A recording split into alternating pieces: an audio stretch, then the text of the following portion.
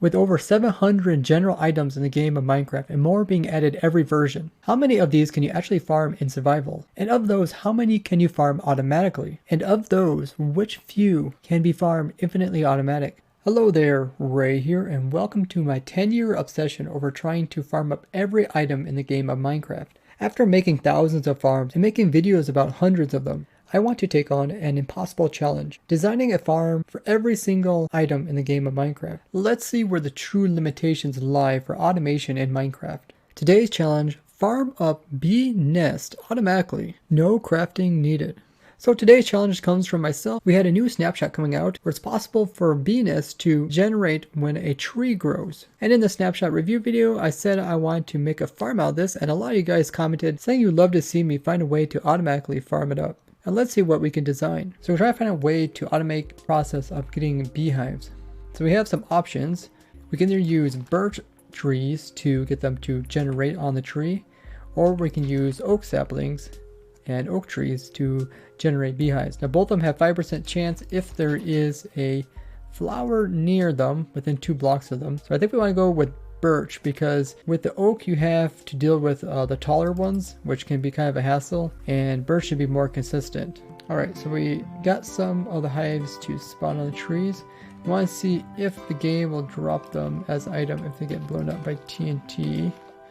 So we'll put TNT right here, and let's see what items drop.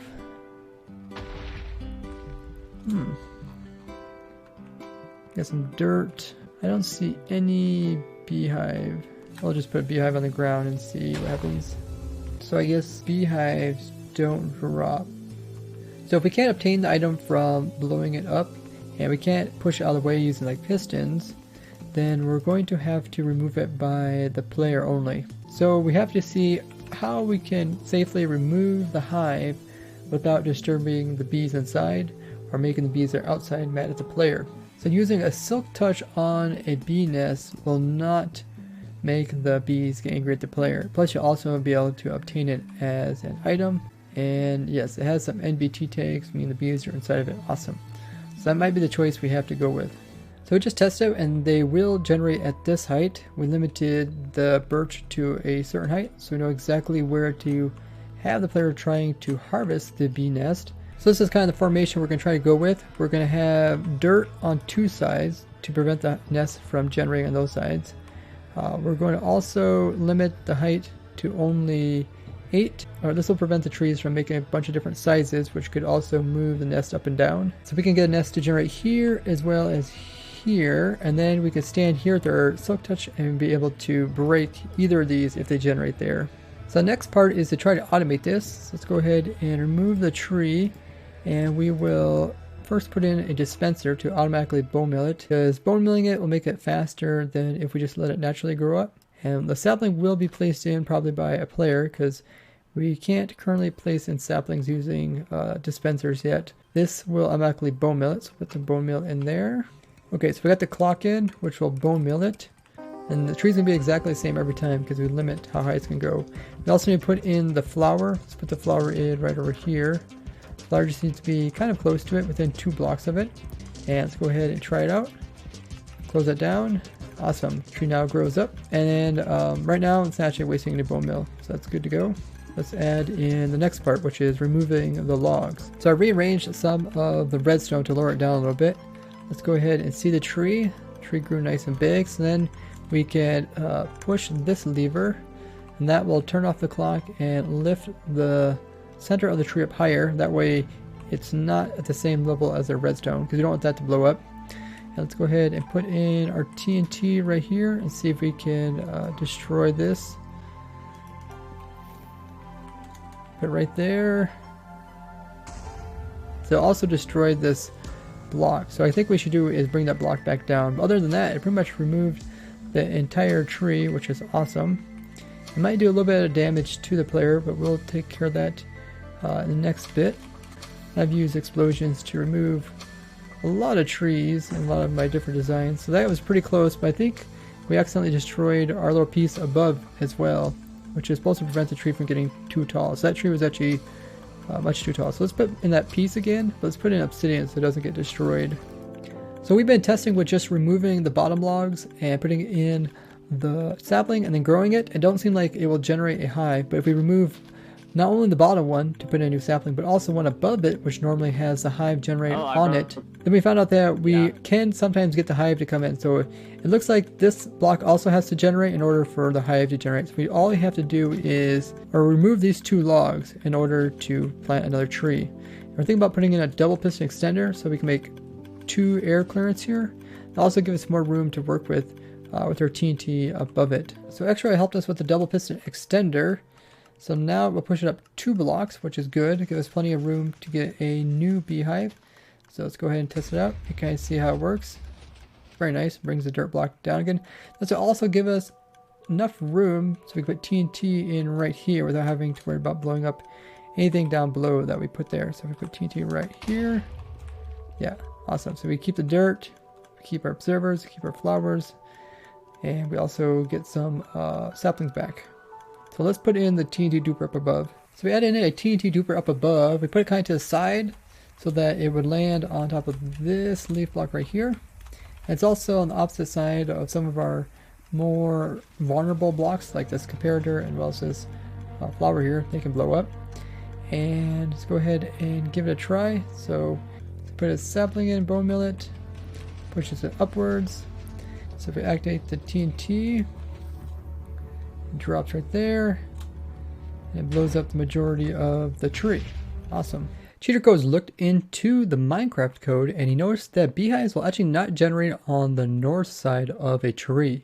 Only generate on the south, which is this one, as well as the east and the west. That means we don't have to worry about trying to collect anything from this side. We can concentrate on collecting from these 3 sides. Now you also seen in the code that says that the nest with its doors, which are these things here, are always facing south. And that's important because a nest will only generate here if there is air in front of the doors so the bees can actually get out. So we need to make sure we don't have anything there in our nest farm. We also check to see if the number of flowers nearby would play any impact on it, and they do not. The 1 flower will work just as well as having like 10 flowers around it. We're also wondering if we can kind of force the hive to generate just on one side by putting like blocks that don't affect the tree, which are wood, dirt, leaves, and saplings on the side here, forcing the hive to only spawn on one side of it. Therefore, we can always know where it's going to be at. But he says that will actually slow down the rates because the game is actually trying to put some over here. And if it fails, it will just fail and you won't get a beehive over here. So we need to make sure to keep 3 sides open and these 3 sides, and don't matter about the north side. Zoom Strike, one of the fellow ProtoTech members, came across something really cool, which is you can limit the growth of oak trees by planting them up at the very, very top of the world. So we do F3 plus G. This is how high the Minecraft will let you place in blocks. And you're able to grow these trees up here, but a lot of times they don't have any leaves on them. And they're extremely stunted. Once in a while they will produce leaves, and it'll be kind of a weird force leaves quite low. And we did quite a bit of testing up here to see if it was possible to kind of force the tree down low so we can get the hives on these guys. But it seems that the game's actually generating the entire tree way beyond the world and just cutting off whatever it can't put into the game. So including any hives that generate up there, because we got no hives just by doing this. This is a really cool trick, and he did do a video kind of going into more detail about it, which I'll link down below. So next up we put in the player, because the player has to be able to destroy the hives by hand in order to get the loot. So the hive can generate here, it can also generate here, and right there, those 3 spots. Nothing will generate here on the back side because that's the north side. That means we need to make sure the player can reach all 3 sides. So we have the player in a minecart and he's attached to a slime block which is on top of a slab. And this actually surprisingly still allows the player to move in the minecart with the honey block. So we can alter the height in which the player needs to be sitting. So we're trying to get it so the player can click like in this one, and then when he gets moved forward, put a power there, I can also click here and here. So I should be able to get all 3 of them. Also, we're able to place saplings up against a block over here, and then we'll have the tree over here. So we're going to work on this and see if we can kind of find out a combination that works. So this setup here kind of works. We essentially have the player moving back and forth like I showed before. We also need the player destroying the bee nest whenever possible, so we need to give him something to destroy it. An axe is the most efficient tool, and he can like one-shot a bee nest with it. The problem is there is a right and left click option with it. And if we're trying to have the player placed in saplings with the left click, so if I left click, I can place them in using my offhand, but I also need to remove the bee nest. So I need to make sure that my main tool is in my main hand. So the axes have to be in the main hand. And then you'd be holding right click plus left click at the same time. It's going to survival, right click plus left click. And this will allow you to be able to plant saplings sometimes. But if you happen to come in contact with some of the logs, which will grow right here, notice my guy will automatically strip them. So that's going to take unnecessary damage to our axe, so we don't want to have that. But we still need to break the hives using Silk Touch. So we have a couple other options to go with. We have Silk Touch shovel, Silk Touch pickaxes. So these will also break the nest a little bit slower. And let's try a shovel. Yeah. Overall, the nest is pretty easy to break, so it don't really matter which tool we use, as long as it's Silk Touch so the bees don't attack us. The durability on each of these tools is exactly the same, so we can kind of mean that they'll last just as long as each other. So we'll either use a pickaxe or a shovel. And those we don't have to worry about using the right click to accidentally strip the logs. But there is a piece of dirt here, so we probably don't want to use a shovel. Our best bet is to use a pickaxe so that we don't break the dirt too fast and we also don't break the logs or strip them with our tools. Now we went ahead and we hooked up the TNT duper here to drop TNT on top of it automatically, that we don't have to manually do it each time. The guys also put in some hoppers to collect the loot that comes from it. There's also some timings to turn this on and off and kind of move the player back and forth.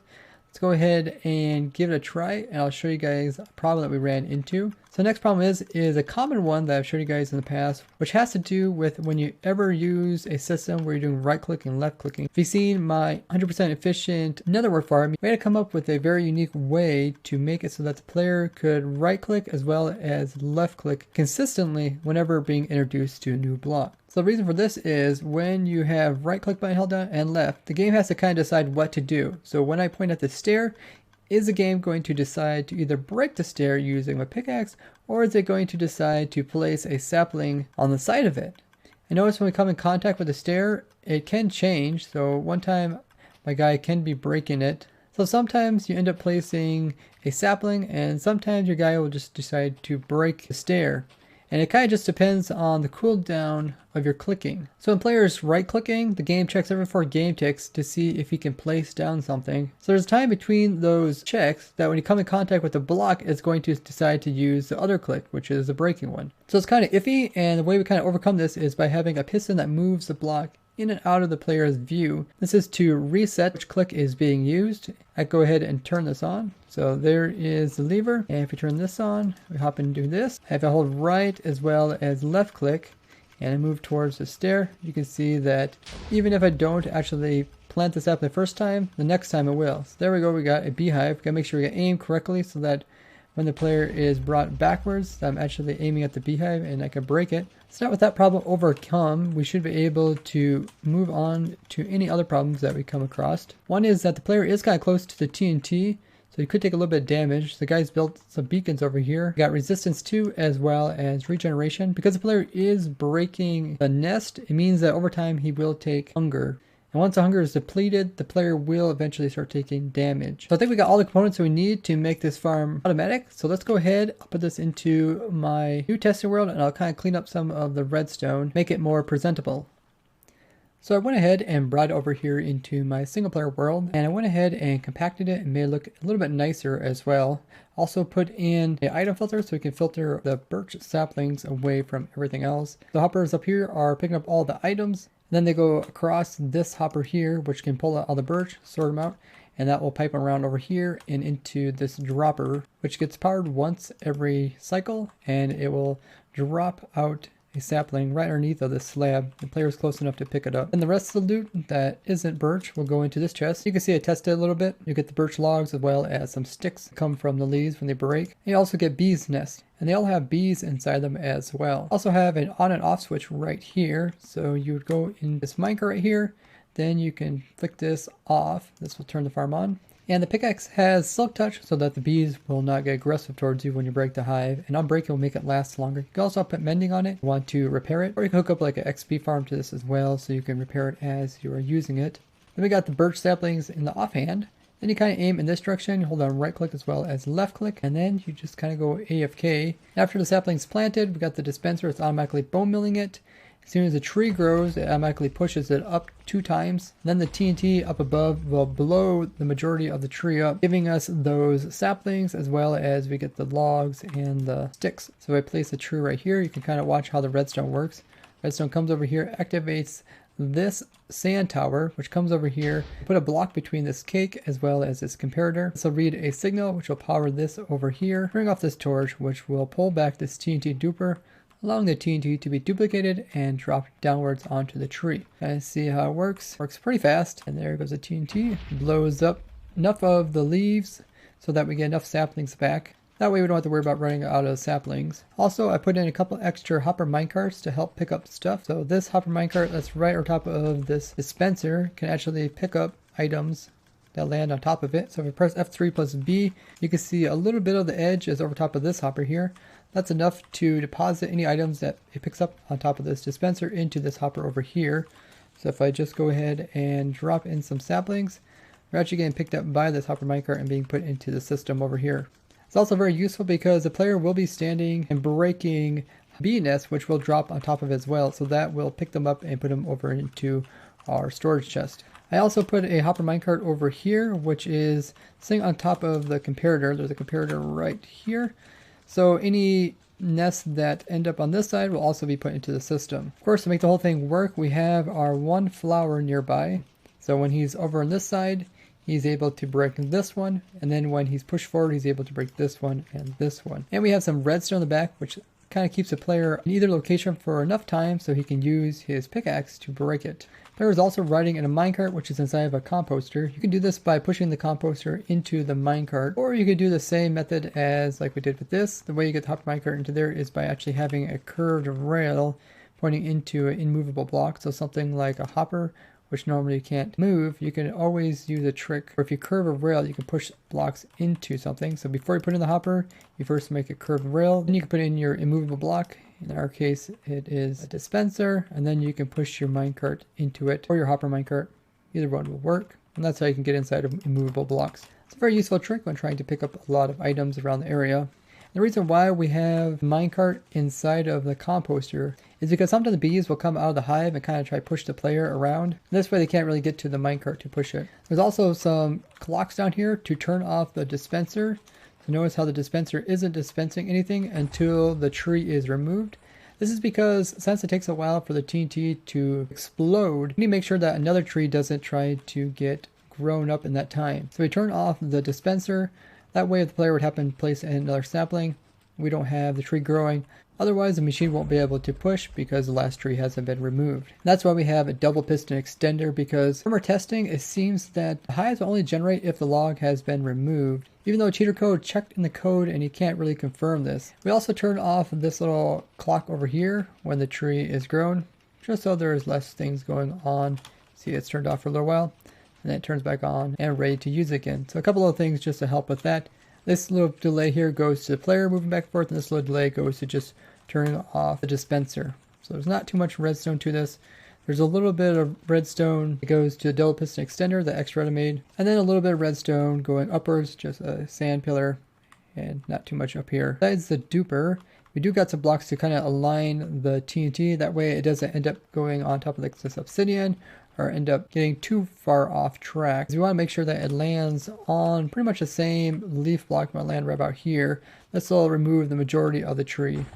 There's also a slim chance that the TNT will have a little bit of momentum and will try to slide and land on any little ledges here. So it's a good thing just to fill this in with something that doesn't blow up. Now we could have timed the TNT and dropped it very precisely. So instead of dropping it kind of just on top of a leaf, we could have dropped it about right here and would have done a little bit better job at removing the tree and the logs. But it'd be a little more redstone up there, which we didn't add in. Xrata added it into his design. He also went with a dispenser rather than a TNT duper.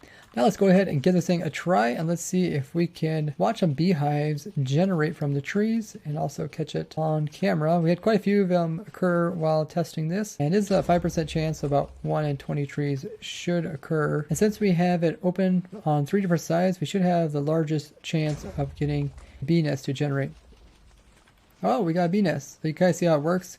Player's over here and he can destroy it and then moves them backwards. The bee nest was picked up by the hopper minecart inside of that dispenser there.